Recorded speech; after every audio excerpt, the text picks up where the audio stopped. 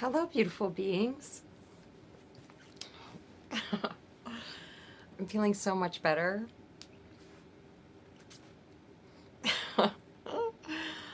um,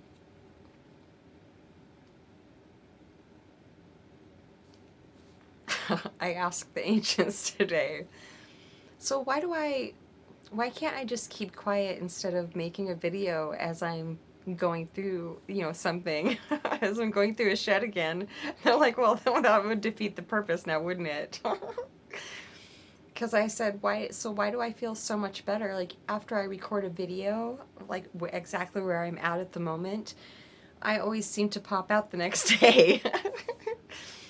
And I'm just like, wait, I don't feel that way anymore. Oh, that's life, though. It changes on a dime. Yeah. Anyway, so I'm not erasing it though. I rarely ever erase any of the videos that I record. I only did that, like 6 days ago. I erased a couple of them. Um, Really, what these videos are for, of course, I want to help other people, but they're really to aid in my own ascension because recording videos when I'm in the midst of a shed, when I'm feeling incredibly emotional or, just very very introverted, very, I just don't want to talk to people. That's when the ancients say, let's make a video. They did today too. All day long they were saying it. And I was just like, why do you guys keep saying it? I'm at work. I can't make a video right now. I didn't feel comfortable stopping cleaning this house to record a video. And so I just said, we're just going to have to wait until we get home and walk the dogs and, do our stuff. Anyway, so, okay, what were we going to say about the twin flame? I uploaded another video to our Cosmic Love Song playlist today. It just came in so clearly a couple nights ago. I was excited. Sorry, I feel like I have lipstick on my teeth. I was excited to hear it come in, but I was also disappointed because for about a day and a half after I recorded my last video, they're reminding me of one or two other times that I thought I was able to shake the twin. uh, I was just waiting to see what was going to happen, and no, they're showing me the first time and the second time, and then of course the third time was just a few days ago. So it's not about necessarily shaking him. Obviously, I'm learning that after almost 6 years of being in separation. You're still here, which is totally fine. You're here for a reason, and I've come full circle again. Who knows how many times I'm going to have to go on this circle. I also do know they're reminding me that I'm also picking up on what you are going through in your life. It's been very obvious to me that I can feel what my daughters are going through at different times and what my mom is going through specifically, and my best friend Debbie.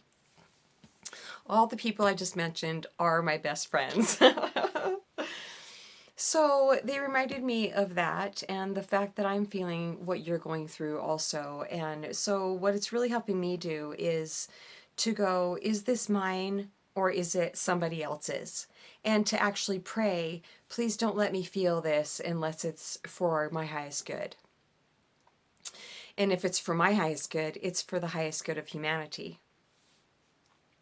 So I'm not resisting you today. For me, that's what it always comes down to, is resisting what is. That's what Eckhart has been telling me for many, many, many years now.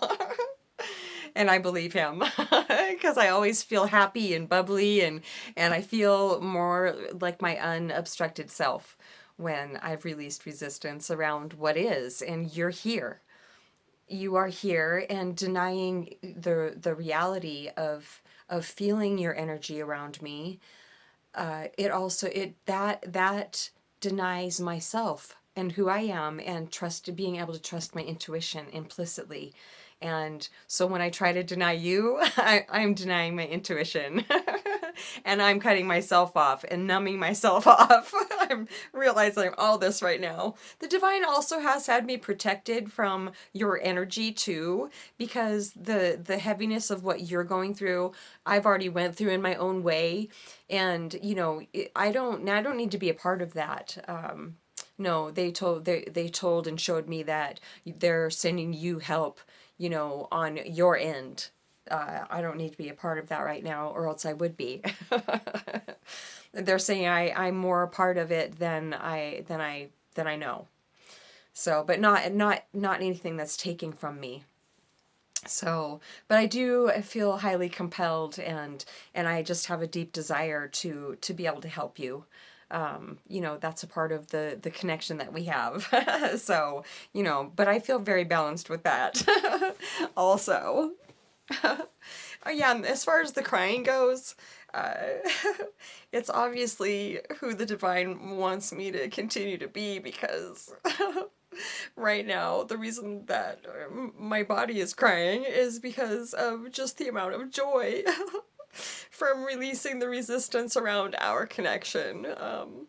It just feels like it just makes all of it seem like not a burden, not a life sentence. It just makes it feel beautiful again. So I'm deeply grateful that I never, ever, ever, not for one day, I don't ever give up. I don't. Like, what does giving up look like? Somebody will ask me that someday. What does giving up look like? Because I've asked before, and at times I've seen, for me, what does giving up look like? It doesn't even. I don't know what it looks like. I could say it looks like, just whatever, I'm done with this, I'm not going to deal with it anymore, and going and drinking. But I can't even imagine that. If I wanted life to get worse, I would drink. No, it's just been in my blood, in my bones. You know if you're a light worker or you're not. You know if you're here to help humanity in a big way or not, because you just can't shake it. No matter how normal you try to be. I tried to, whatever, be normal in a bunch of different ways and just kept getting my ass kicked. How did I get my ass kicked? Because I just felt so soul sick. Anytime I have veered off my path and tried to like be part of the mainstream or whatever, I have gotten soul sick. Women Who Run with the Wolves. That is a extremely extraordinary, beautiful book. I need to get that again someday. A dear friend of mine, Andrea, gave me that. And, my daughters and I call it things lost in the fire. Along the way in life, a lot of us have lost things that we had in storage units. That's a huge way that people lose their stuff. And, our house burned down when I was 18 years old, and I had a hippopotamus from the time on my 5th birthday, I got him. I could barely get my arms around him on my 5th birthday. And when I was 18, our house burned down with that hippo in it. And,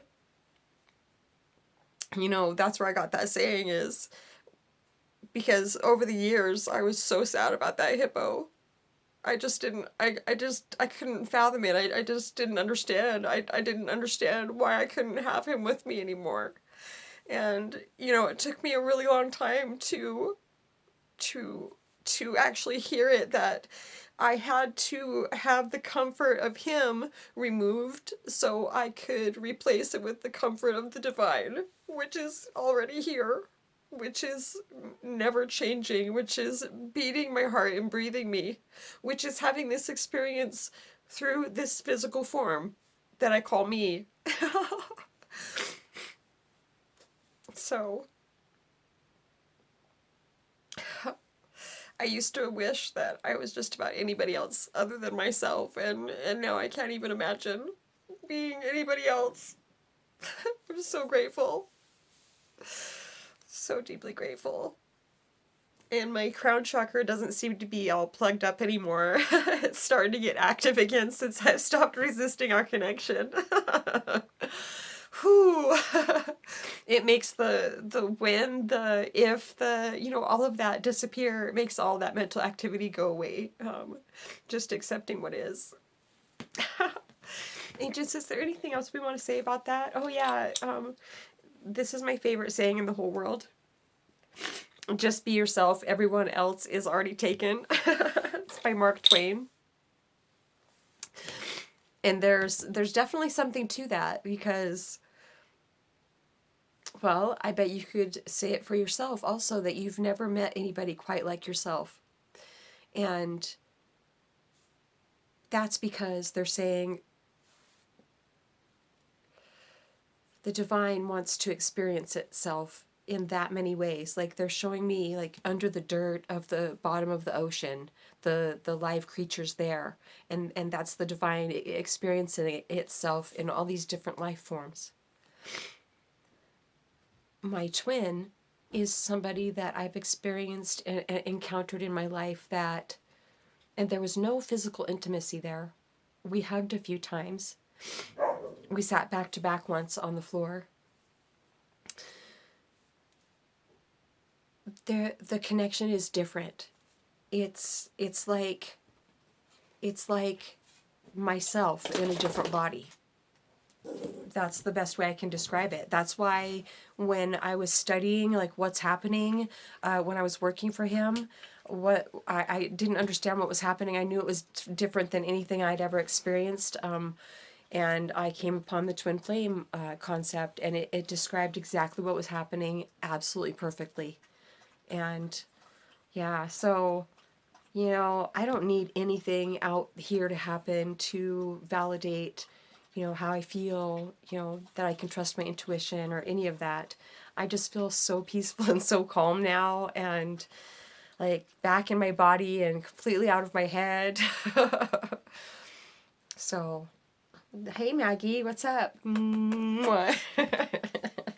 She's what are you? Great Pyrenees? No, you're Bernice Mound Dog. Anyway, okay, satsongwithmamaG@gmail.com. If you need help navigating through this twin flame journey, it's quite intense. It really is. But it's pretty darn magical too. Okay. Love you so much.